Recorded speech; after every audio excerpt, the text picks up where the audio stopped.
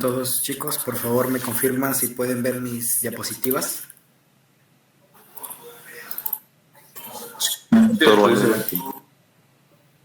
Muy bien, buenas noches. Si tienen alguien, un dispositivo, alguien para que puedan grabar la clase, ya que Zoom Meet, como saben, es de internet, no tiene esa opción. Así que si uno de ustedes con algún dispositivo puede grabar, en buena hora. Muy bien. Si se corta o algo, me pasan la voz, ¿ya? Muy bien. Entonces, nos faltaba ver esta parte del sistema respiratorio, que es la laringe, la tráquea y los bronquios. ¿Ya? Vamos a empezar con la laringe.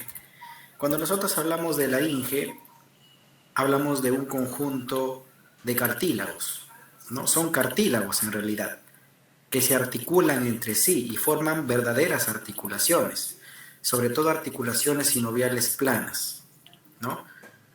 La laringe es un órgano que se ubica en la parte anterior del cuello, es un órgano impar, simétrico, que va de arriba hacia abajo, comunica lo que es a la faringe, en este caso la faringe respiratoria, porque acuérdense que la faringe tiene una función respiratoria y digestiva, y la comunica con la tráquea.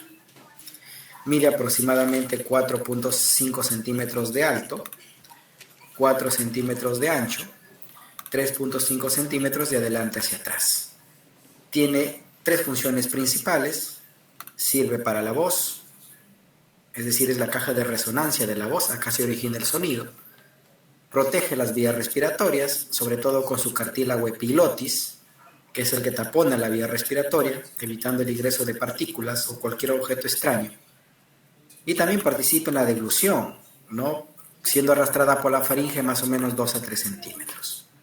Si lo ubicamos en relación a la médula espinal, esta se ubica entre C3 y C6, ¿no? Esta es la ubicación más común que ustedes pueden encontrar, aunque algunos otros autores mencionan otra ubicación, pero esta es la que más comúnmente se encuentra, desde C3 hasta C6, ¿no? Iniciándose con el cartílago tiroides y terminando con el cartílago cricoides.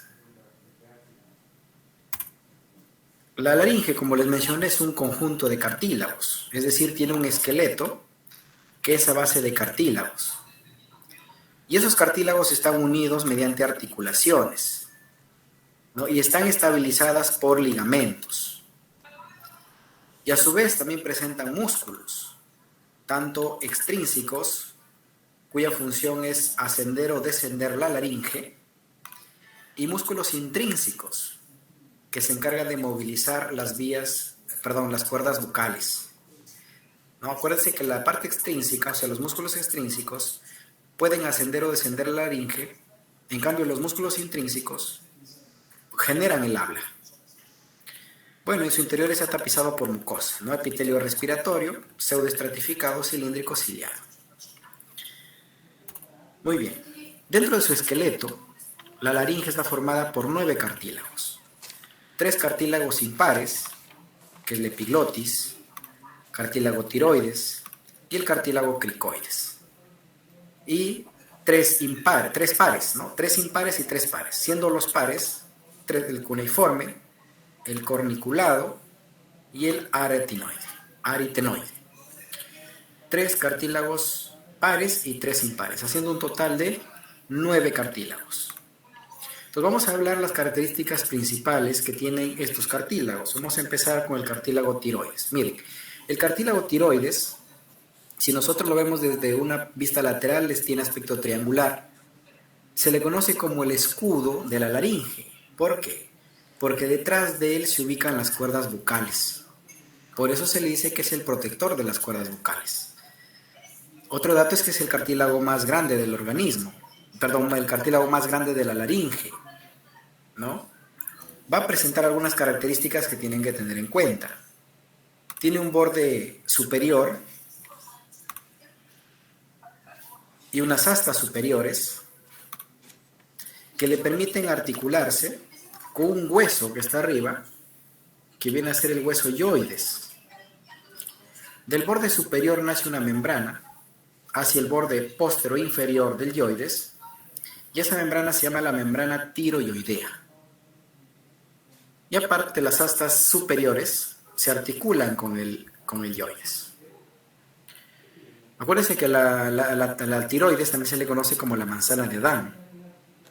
Es el cartílago más prominente, sobre todo en el hombre. Y tiene acá una prominencia anterior que se llama la prominencia laringea.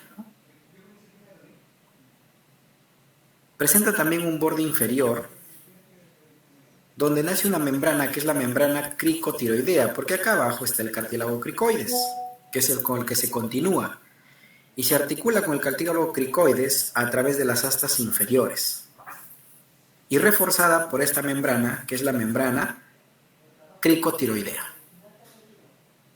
Muy bien, tiene también un borde posterior y tiene dos tubérculos, un tubérculo tiroideo superior, donde nace el músculo tiroideo, músculo que va así, esta forma, ¿no? Un músculo que va así en esta forma, y tiene un tubérculo inferior, que va desde el esternón, porque acá está el esternón, músculo que va del esternón a la tiroides y se llama esternotiroideo. Entonces, tubérculo superior, músculo tiroideo, y tubérculo inferior, músculo esternotiroideo. Entonces, son las principales características que tiene el cartílago tiroides. El cartílago cricoides es el segundo cartílago más grande que tenemos en la laringe. Tiene el aspecto de un círculo, no simétrico obviamente, que tiene la forma de un anillo. Por eso que al cartílago cricoides se le llamaba el cartílago en forma de anillo de sello.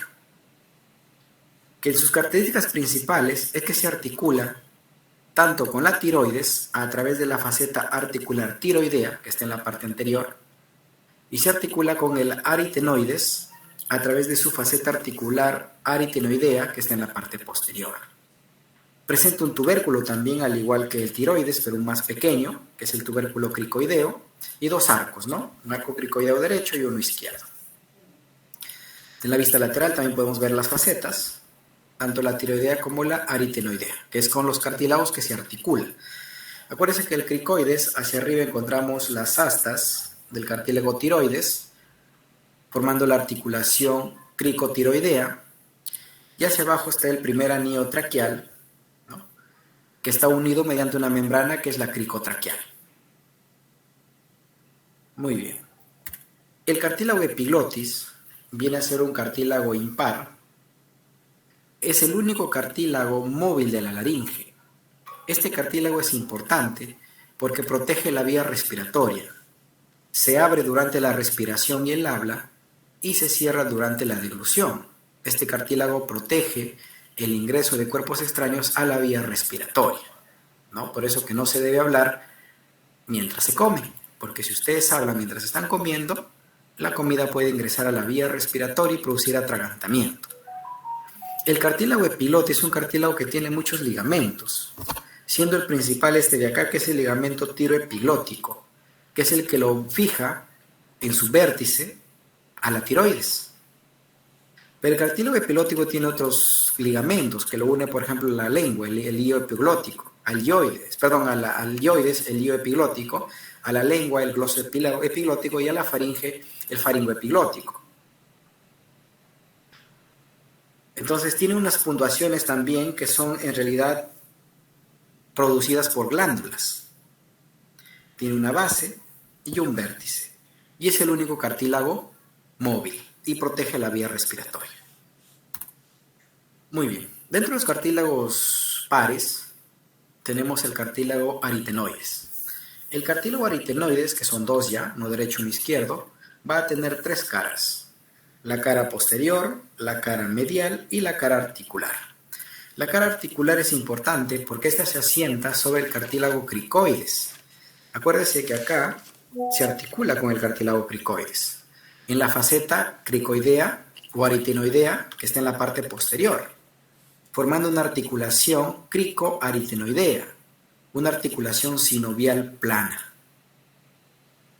O artroide también se le llama, ¿no? Otra importancia que tiene este cartílago es la presencia de apófisis, una apófisis bucal que permite la inserción del ligamento bucal, es decir, de la cuerda vocal verdadera. y una apófisis muscular que permite la inserción del músculo bucal. Por eso que los cartílagos protectores de las cuerdas vocales son el tiroides hacia adelante y el aretinoides hacia atrás. Las cuerdas vocales, que es el ligamento bucal y el músculo bucal, van desde tiroides hasta aretinoides, a estas apófisis. Hablamos de las cuerdas vocales verdaderas. Las características principales que tiene el cartílago aretinoides es eso. Y en la parte del vértice se articula con el cartílago corniculado, que es básicamente inserción ligamentaria. En su cara anteroexterna es donde se insertan el ligamento buscal y en su cara posterior el músculo aretinoideo. Muy bien. El cartílago corniculado, también llamado de Santorini, son cartílagos pequeños, ¿no? Se les conoce como núcleos cartilaginosos en realidad, que están articulados al vértice del cartílago aritenoides. Su función es básicamente inserción ligamentaria. Los cartílagos cuneiformes, también llamados de Morgagni o de Wiersberg, estos van a ser inconstantes, es decir, no siempre los voy a encontrar. ¿Y dónde los encuentro? Los encuentro suspendidos en un ligamento que va del aritenoides al epiglotis, que es el ligamento aritinoepiglótico.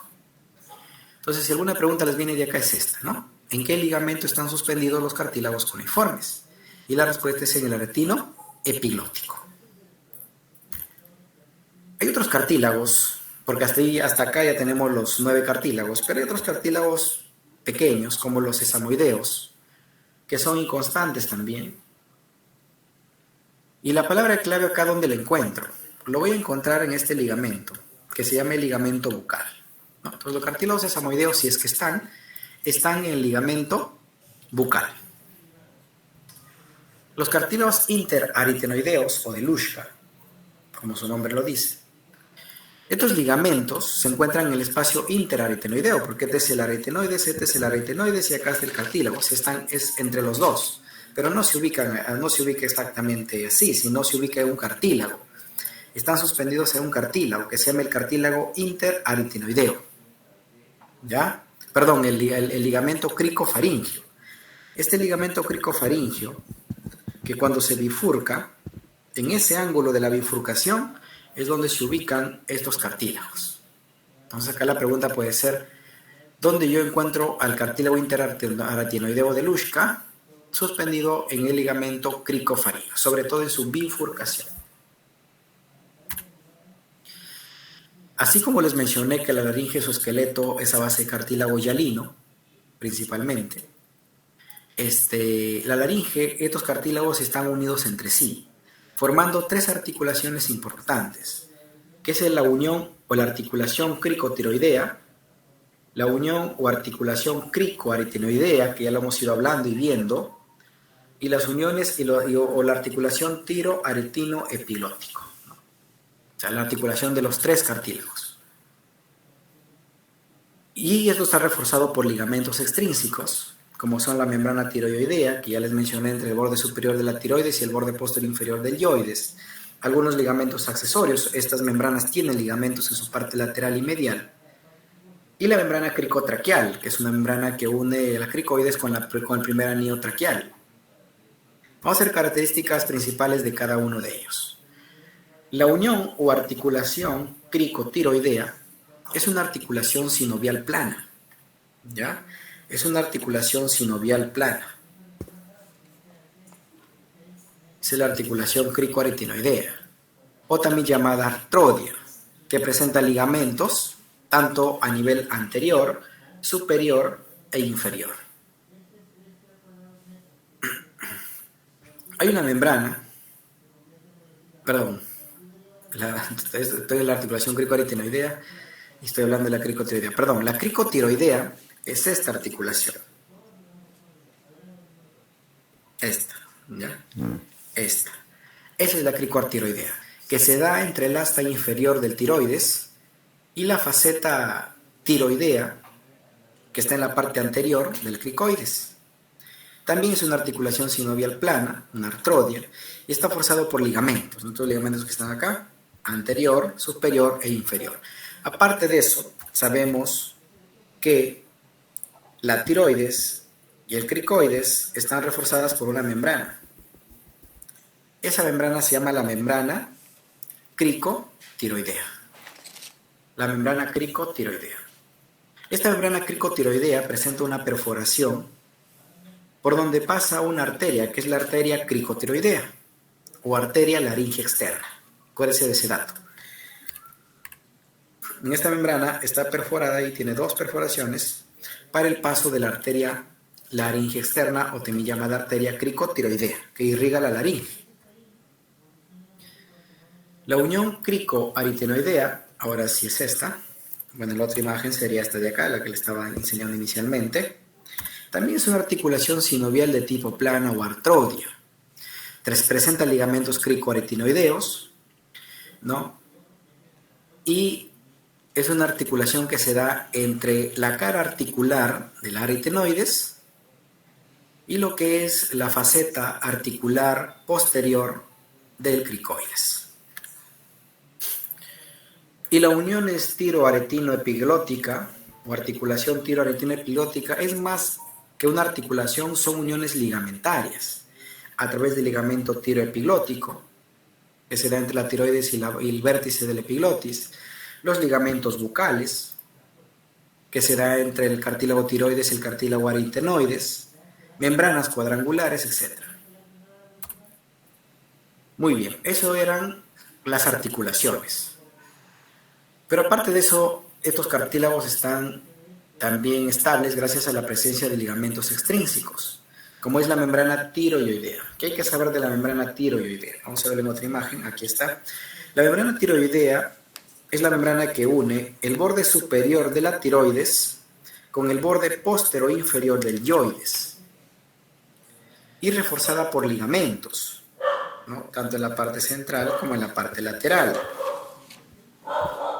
Aparte de eso, ustedes están viendo ahí que tiene dos perforaciones que son para el paso de la arteria laringe superior y el paso del nervio laringeo interno, o el ramo del nervio laringeo interno, o el ramo interno de la arteria laringea superior, mejor dicho.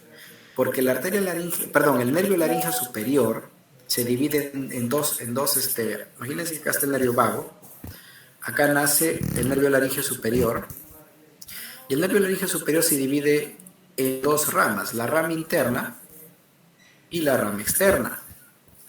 La rama interna es sensitiva básicamente y es la que pasa por este orificio junto a la arteria laringea superior. Y la rama externa va por la parte externa de la tiroides para inervar al músculo cricotiroideo, que es el único músculo intrínseco que lo inerva el laringeo superior con su rama externa, porque los demás lo inerva el recurrente, que ya lo vamos a ver. Entonces la importancia que tiene esta membrana tiroidea.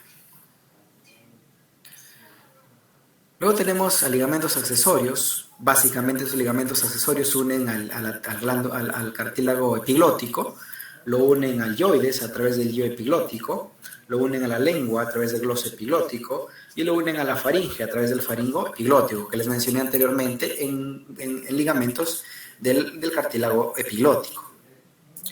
Y luego tenemos la membrana cricotraqueal, que viene a ser esta, que es una membrana que une el borde inferior del cartílago cricoides y el borde superior del primer anillo traqueal. Básicamente es un ligamento de fijación. Músculos de la laringe. Como les mencioné, la laringe tiene dos movimientos. Uno que es en bloque, es decir, ascender y descender, con respecto al yoides sobre todo. Este movimiento lo hacen los músculos extrínsecos.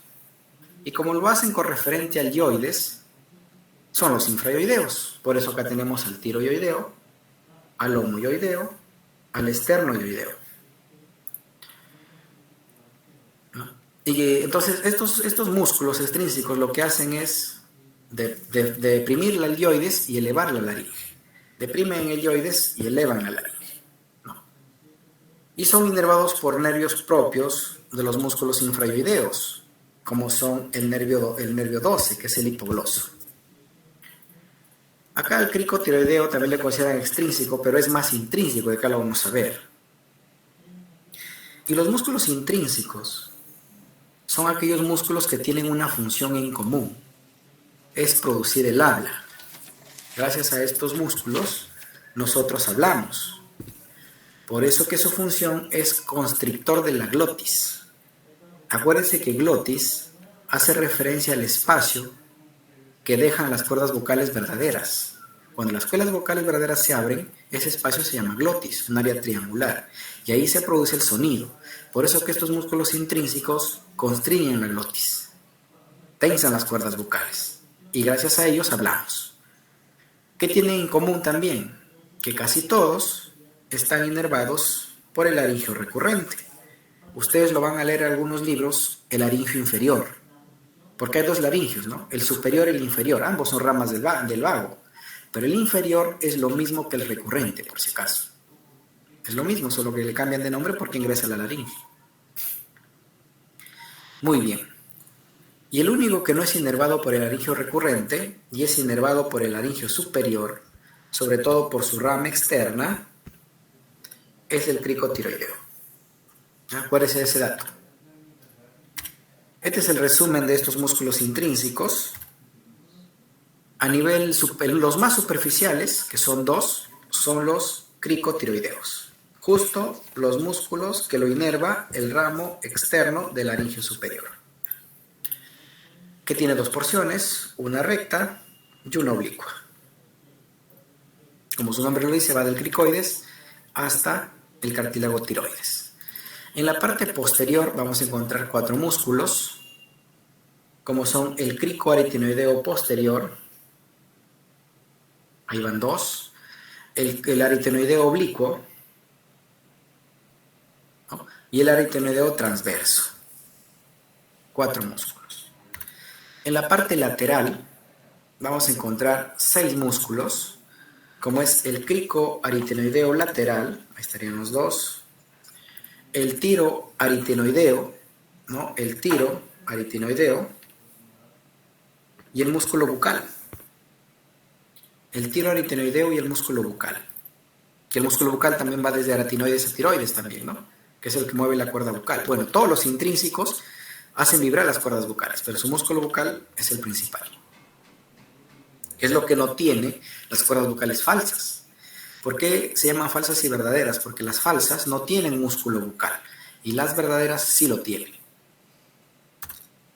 Muy bien. Si nosotros lo vemos ya desde la parte interna de la laringe, vamos a encontrar 3 niveles. A nivel superior, también llamado supraglotis, ahí vamos a encontrar el vestíbulo laringio.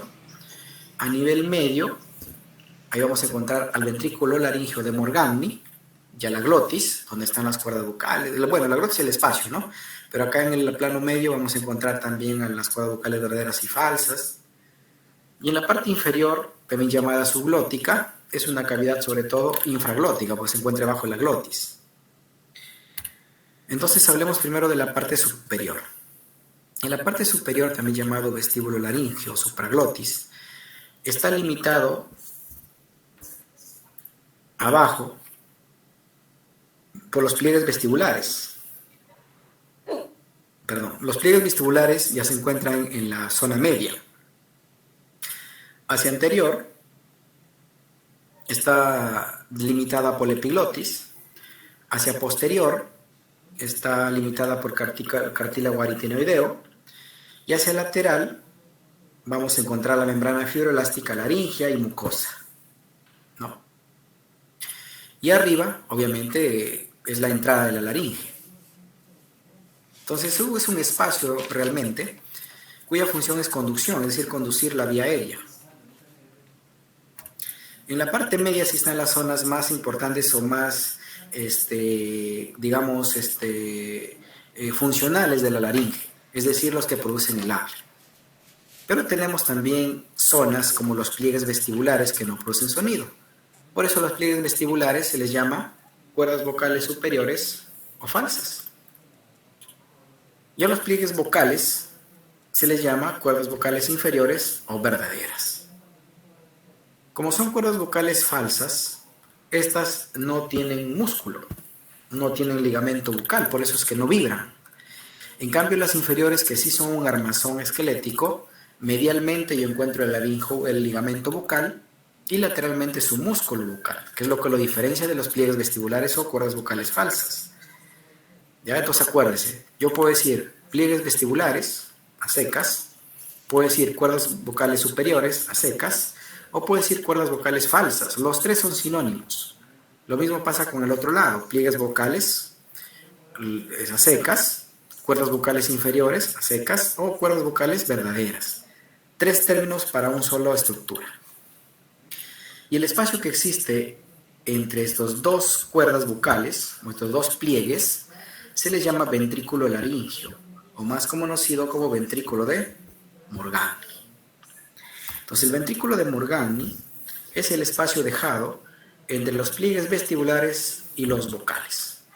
Acuérdense que en las preguntas puede venir pliegues vestibulares o vocales, pero también puede venir cuerdas vocales falsas y verdaderas, o puede venir cuerdas vocales superiores e inferiores, es lo mismo.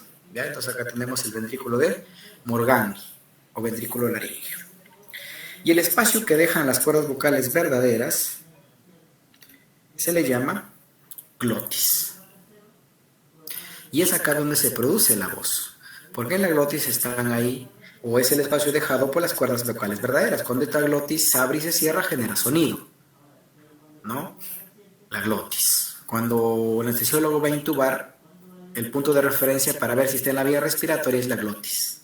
Él observa las cuerdas vocales, se abren y ahí introduce el tubo endolaringio, ¿no? Pero cuando una persona respira o habla, estas cuerdas se cierran y se abren. Por eso que el anestesiólogo usa una sustancia llamada propofol para relajar las cuerdas vocales y el paciente deje de respirar. Y de esa forma permanecen abiertas las cuerdas vocales y fácilmente pueden introducir un tubo endotraqueal. Algunos que han tenido la oportunidad de entrar a sala de operaciones ven cómo les colocan una sustancia de aspecto lechoso. Eso se llama propofol, eso para la respiración. Es muy difícil intubar a un paciente respirando, porque la glotis está que se cierra y se abre. Muy bien. Bueno, y la parte inferior o infraglótica es básicamente conducción, tiene que estar por debajo de la glotis, obviamente, y está por encima de la tráquea. Su función es la conducción. ¿Cómo está irrigado la laringe? La laringe está irrigada por tres arterias. Miren, está irrigada por la arteria laringea superior, que es esta. Como ven ahí, está pasando por la hendidura tiroidea, ¿no? El orificio de la membrana tiroidea junto al ramo interno y junto a su vena. Pues no siempre van con su vena, que es la vena laringea superior también. La arteria laringea superior es rama de la arteria tiroidea superior. Y la arteria tiroidea superior es rama de la carótida externa.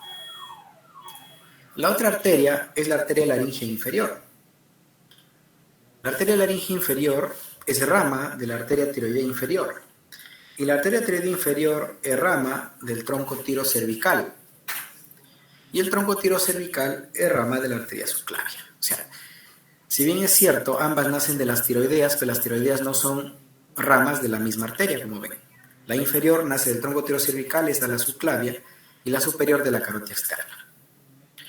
Y la laringe externa, o también llamada cricotiroidea, que atraviesa la membrana cricotiroidea, por eso también se le llama cricotiroidea. Esta arteria proviene generalmente de la tiroidea superior, como lo están viendo ahí, ¿no? Y acá. De ahí es mayormente su origen. Las venas van hacia la vena laringea superior, que termina drenando hacia el tronco tirolingofacial y de ahí a la vena yugular interna. La vena laringea inferior, ¿no? Que drena su contenido a la vena brachiocefálica. Y el drenaje linfático va, según la ubicación, a la parte supraglótica, glótica o infraglótica. La inervación, en términos general, depende de este nervio, que es el nervio vago. Pero el nervio vago va a dar dos ramas. Una a nivel de su ganglio superior, ganglio inferior. Y este nervio va a ser el nervio laringeo superior. que tiene dos ramas, la rama interna y la rama externa. La rama interna es básicamente sensitiva y es la que atraviesa la membrana tiroidea junto a la vena y arteria laríngea superior. Y la rama externa es básicamente motora e inerva el músculo cricotiroideo.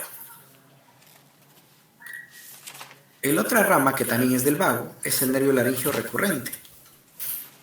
El nervio laríngeo recurrente, que algunos le llaman nervio laríngeo inferior, es el más importante quizás, porque inerva todos los músculos intrínsecos, excepto al cricotiroideo, que ya lo dije. ¿Por qué es el más importante? Porque al inervar a los músculos intrínsecos nos genera el habla, mueve la glotis. A nivel anterior, ahí están los músculos que inerva, como el cricotiroideo lateral, el tiroaritenoideo bucal, el aretino epiglótico. Y a nivel posterior al cricotiroideo posterior, transverso, oblicuo. Pero al final, músculos intrínsecos. El nervio vago se origina a diferentes niveles. El lado izquierdo se origina a nivel del callado aórtico. Y el lado derecho, como ven ahí, se origina a nivel de la subclavia. Acuérdense de eso. Izquierdo, callado aórtico, y derecho, subclavia. Muy bien. Hablemos ahora de tráquea. La tráquea es un órgano impar, medio simétrico, que se ubica en la parte infero-anterior o antero-inferior del cuello. Va a presentar límites. Su límite superior se ubica a nivel de C6, y eso sucede debajo del cricoides. Y su límite inferior es a nivel de T4, o en el disco intervertebral de T4 y T5, si quieren ser más específicos. A nivel de la tráquea, donde se conoce como la zona de la carina traqueal, ¿no? Que es donde se bifurca y forma los bronquios principales. Sus dimensiones, 12 a 15 centímetros, diámetro 2 a 2.5 centímetros y anteroposterior de 1.5 centímetros. Hay dos partes de la tráquea, una cervical y una torácica. ¿Qué deben saber de esto? Sus relaciones. A nivel cervical, su relación anterior de la tráquea es con el istmo de la glándula tiroides. Acuérdense que la glándula tiroides es como la forma de una H, donde la parte central se llama istmo. Y como la tráquea está acá, su relación anterior es con el istmo. Su relación posterior, no hay vuelta que darles, con el esófago a todos los niveles. Y su relación lateral, si ustedes lo están viendo ahí, son con los lóbulos, tanto derecho e izquierdo. Eso es a nivel cervical. A nivel torácico, hacia anterior, hacia acá, se relacionará con el callado, con la bifurcación del tronco arterioso pulmonar. Acá va a estar el tronco arterioso pulmonar dividiéndose en sus dos arterias. El arco de la aorta, que está por acá. El tronco brachiocefálico, que estaría por acá. Y la carótida común y el timo. En la parte posterior, como les dije, sigue siendo su relación con el esófago. Y lateralmente sí va a cambiar. Si es a la izquierda, está en relación con el arco aórtico, con la carótida común y la subclavia izquierda. Y si es a la derecha, está en relación con la vena ácigos y el tronco brachiocefálico.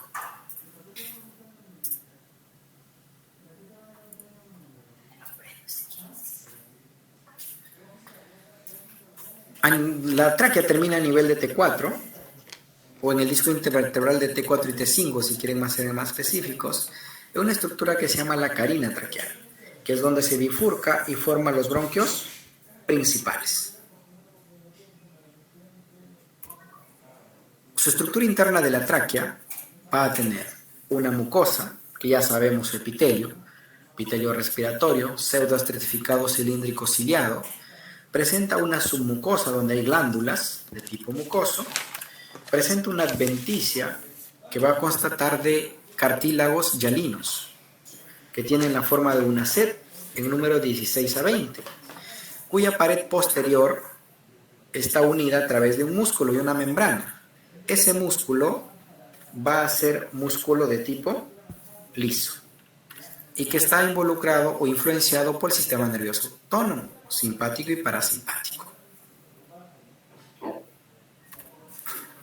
La irrigación de la tráquea casi proviene de las mismas arterias de la laringe, es decir, de la arteria tiroidea superior, de la arteria tiroidea inferior y otras ramas como de la malla interna, que es una rama que es de la subclavia, ¿no? Las arterias tímicas y las arterias bronquiales. Las arterias bronquiales que son ramas de la aorta torácica.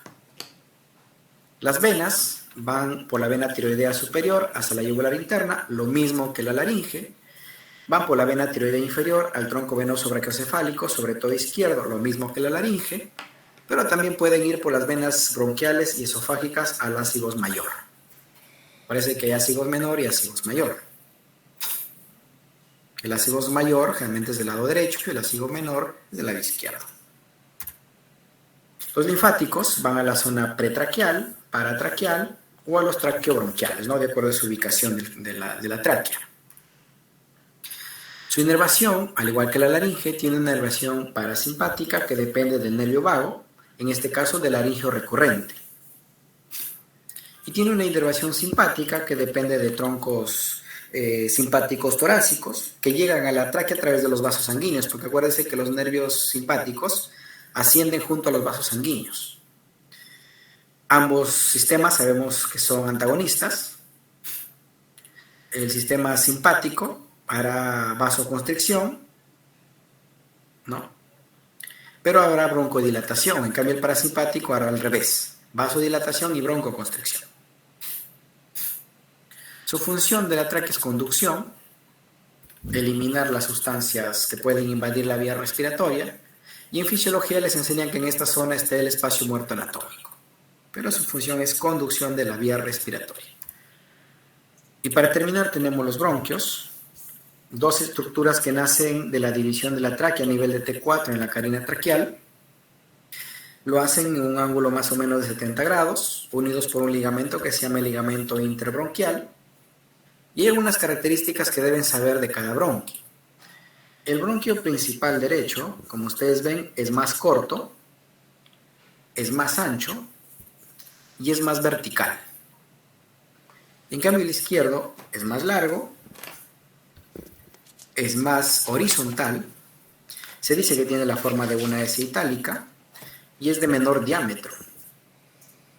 Es por eso que cuando un objeto ingresa por la vía respiratoria, si es que atraviesa la glotis, porque la mayoría de veces no lo hace, se queda en la glotis, si es que lo atraviesa, el objeto es más seguro que va hacia el bronquio derecho, por las características que este tiene, ¿no? Ahí están las diferencias, que ustedes ya lo pueden seguir leyendo. Pero ¿qué hay que saber de los bronquios? Es cómo se ramifican, es lo que quiero que sepan. Sabemos que nosotros en el lado derecho, en general en el pulmón, tiene 3 lóbulos. Y los lóbulos coinciden con los bronquios secundarios. Y cada lóbulo tiene segmentos. Y esos segmentos coinciden con los segmentos bronquiales. Entonces, en otras palabras, si ustedes se aprenden la segmentación bronquial, ya sabrán la segmentación pulmonar. Empecemos. Bronquio principal derecho. El bronquio principal derecho al final va a terminar formando 10 segmentos. Muy bien. El bronquio principal derecho primero va a dividirse lo que es en el bronquio secundario superior, bronquio secundario medio y bronquio secundario inferior. Pero estos bronquios también tienen otro nombre. También se les puede llamar bronquio lobar superior, bronquio lobar medio y bronquio lobar inferior, como quieran llamar. Estos bronquios lobares o bronquios secundarios luego se dividen en bronquios terciarios. Bronquios terciarios, que yo también lo puedo llamar segmentos. ¿Ya? Al bronquio terciario es lo mismo de decir segmentos. Ustedes más lo van a conocer como segmentos, ¿no? Conocen como bronquio principal, bronquio lobar y segmentos. Pero también puedo decir bronquio principal, bronquio secundario y bronquio terciario. Muy bien, empecemos con el superior. El superior se divide en 3 segmentos o 3 bronquios terciarios, que es el apical, el posterior y el anterior, haciendo un total de 3. El medio se divide en 2, que es el lateral y medial, ¿no? En total ahí van 5. Y el inferior se divide en 5, para hacer los 10. Tenemos así el superior o de Nelson, el basal anterior, el basal lateral,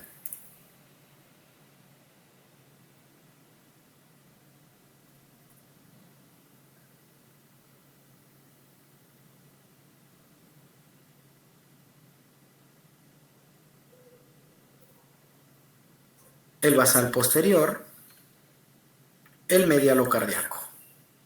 ¿Me están escuchando?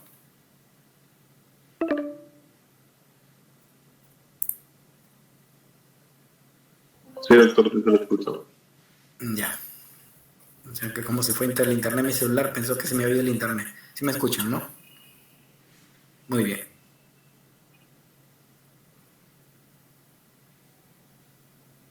Doctor, lo que sí queda 15 minutos del Meet. Ya, no, ya termino. 5 minutos termino, menos de. Ok. Ya estoy en la parte final. Entonces, el bronquio lobar inferior, este bronquio se divide en 5, como les decía. El superior o de Nelson,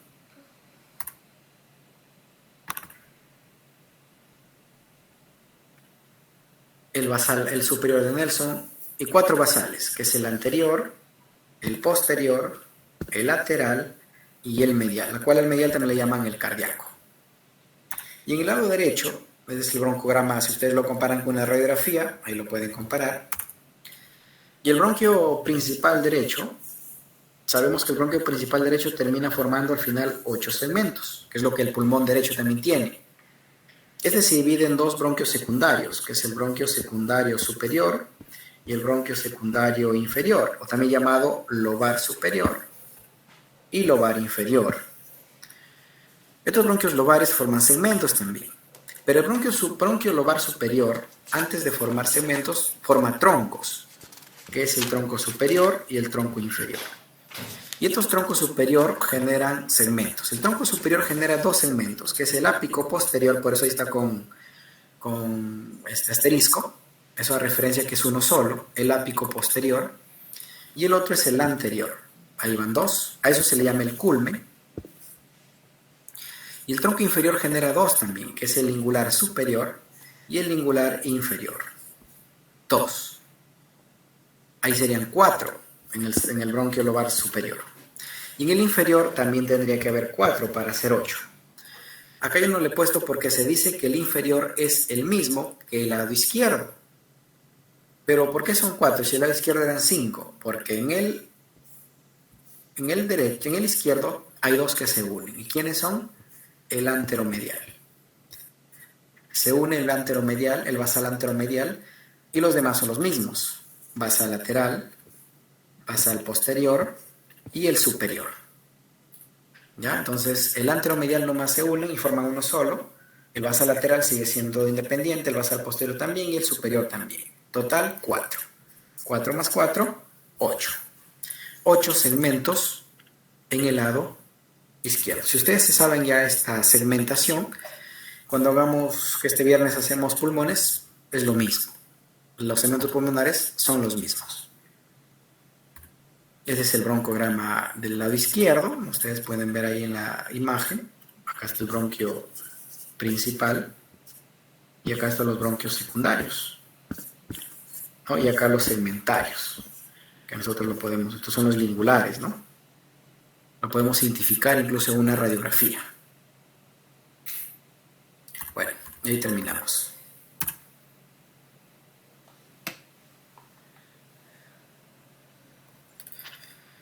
Entonces, ese era el resumen de la clase de anatomía de la laringe traqueotorax, de tórax y pulmones, que lo hacemos